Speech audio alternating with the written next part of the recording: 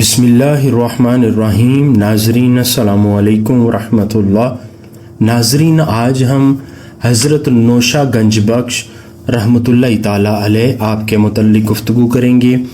ناظرین، سید حاجی محمد نوشہ گنج بخش قادری رحمۃ اللہ تعالیٰ علیہ جنوبی ایشیا آج کا منڈی بہاؤالدین پاکستان میں ایک عالم، بزرگ اور مبلغ اسلام تھے۔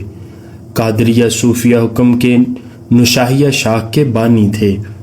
آپ نے 10ویں اور 11ویں صدی ہجری میں تبلیغ کی۔ ان کے ماننے والے اپنے آپ کو قادری، نشاہی یا صرف قادری کہتے ہیں۔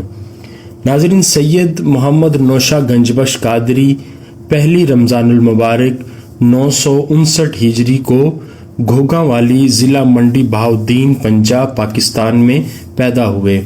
ان کے والد کا نام سید علاء الدین گیلانی قادری تھا، جو اپنے دور کے عظیم صوفی ہونے کی وجہ سے معترف تھے۔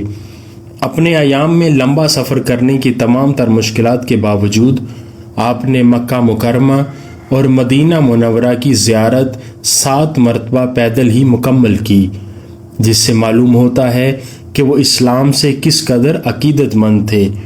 پیدائش کے وقت ان کا نام محمد رکھا گیا۔ یہ نام بعض الہی اور مافوق الفطرت پیغامات کے مطابق رکھا گیا تھا۔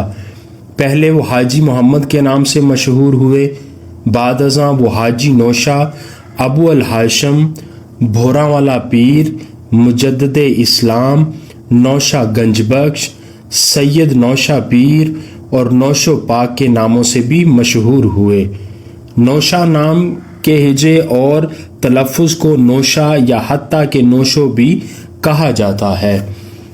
پاک آپ نے خدا کی بارگاہ میں گنج بخش اور نوشہ کے القاب حاصل کرنے کا دعویٰ کیا۔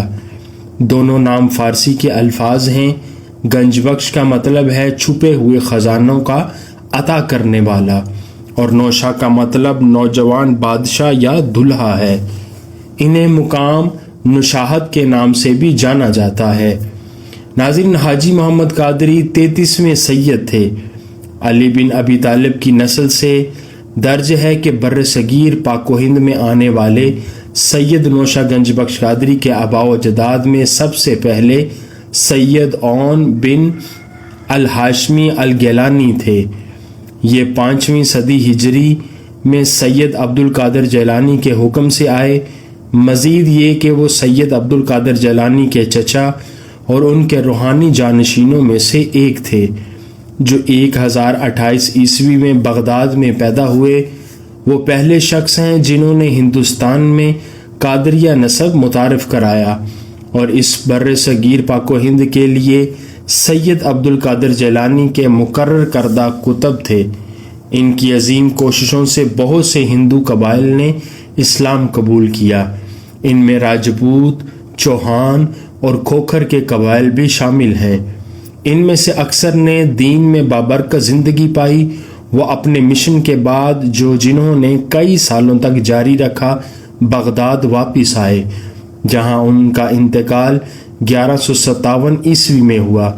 اس شہر میں آپ کو ان کے مقدس قبر بھی مل سکتی ہے۔ ناظرین، سید اون ابن یالا کے بیٹے اور روحانی جانشین سید زمان علی محسن تھے۔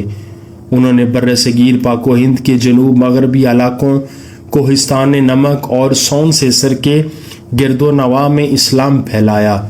ان کی وجہ سے بہت سے لوگ اسلام لائے اور ان کے مریدوں کے حلقہ میں شامل ہو گئے۔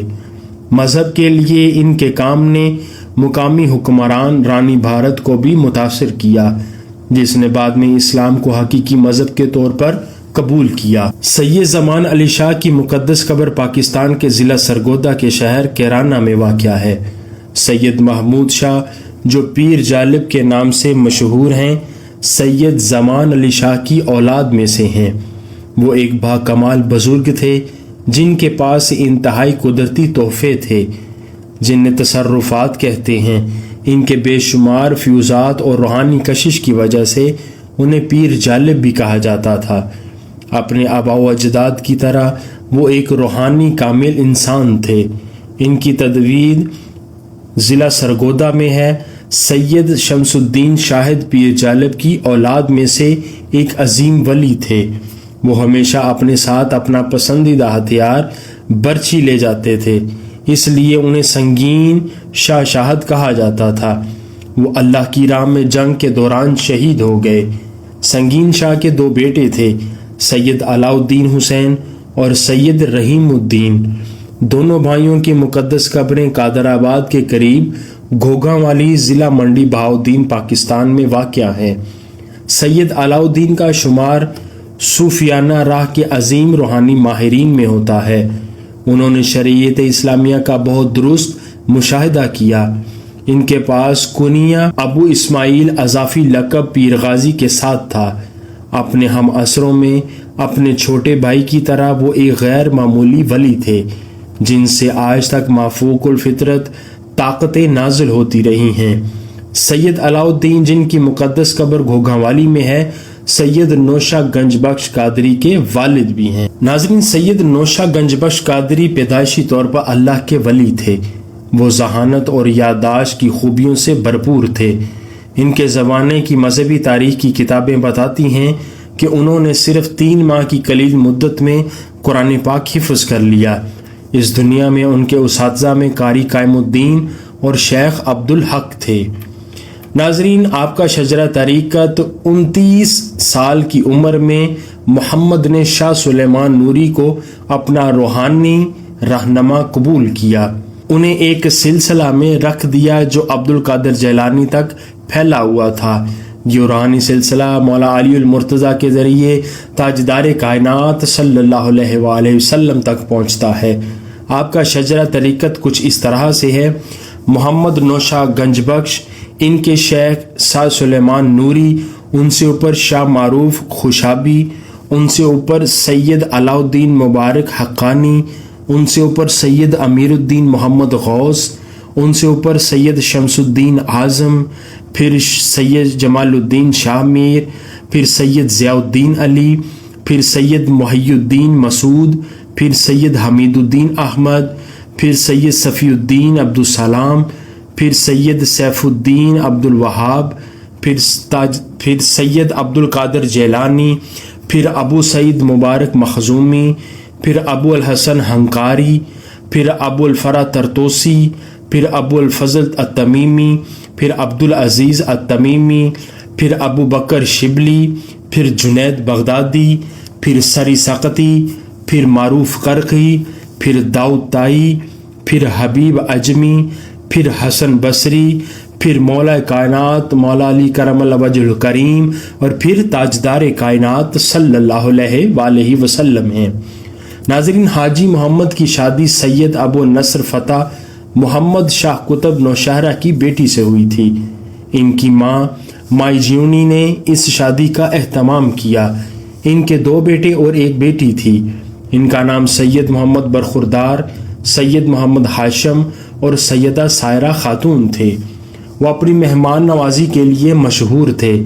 مرزا احمد بیگ لاہوری کا بیان ہے کہ وہ اپنے مہمانوں کی ذاتی دیکھ بھال کرتے تھے اور ان کے کھانے کا انتظام خود کرتے تھے۔ علامہ جمال اللہ فرماتے ہیں کہ ایک دفعہ میں اور آپ کے کچھ شاگرد سید نوشہ کی مسجد میں ٹھہرے۔ جب انہوں نے اپنے گھر سے ان کے لیے کھانا بھیجا تو وہ بہت متاثر ہوئے۔ یہ بات ہے کہ جب انہوں نے اسلام کی تبلیغ کا کام ان کے سپرد کیا تو انہوں نے اپنے بیٹوں کو مہمانوں کا خاص خیال رکھنے کی ہدایت کی۔ ناظرین، سید نوشہ گنج بخش کی بہت سی تخلیقات ہیں۔ جیسے جیسے وقت گزرتا ہے وہ مخطوطات سے مرتب اور شائع ہوتے ہیں۔ اس وقت شاعری و نثر کی 5 کتابیں ہیں: کلیات نوشہ، پھر ایک کلیات نوشہ جو پنجابی شاعری میں ہے، ایک کلیات نوشہ اردو شاعری میں ہے، پھر معارف تصوف فارسی شاعری ہے، پھر معاذ نوشہ پیر پنجابی نثر ہے، پھر گنج الاسرار اسرار کا خزانہ۔ پروفیسر احمد قریشی کے مطابق سید نوشہ پیر کی درج ذیل کتابیں بھی لکھی گئی ہیں: دیوان اردو، دیوان پنجابی اور مثنوی گنج۔ ناظرین، حاجی محمد اسلامی ماہ ربیع الاول 1064 ہجری کو 15ویں تاریخ بروز سوموار کو 101 سال کی عمر میں قدرتی وجوہات کی بنا پر وفات پا گئے۔ یہ تاریخ سوموار 18 مئی 1654 عیسوی کے مساوی ہے۔ آپ کو گجرات کے نوشہرہ نامی گاؤں میں دفن کیا گیا۔ بعد ازاں آپ کی میت کو گجرات کے رنمل شریف میں سپرد خاک کیا گیا۔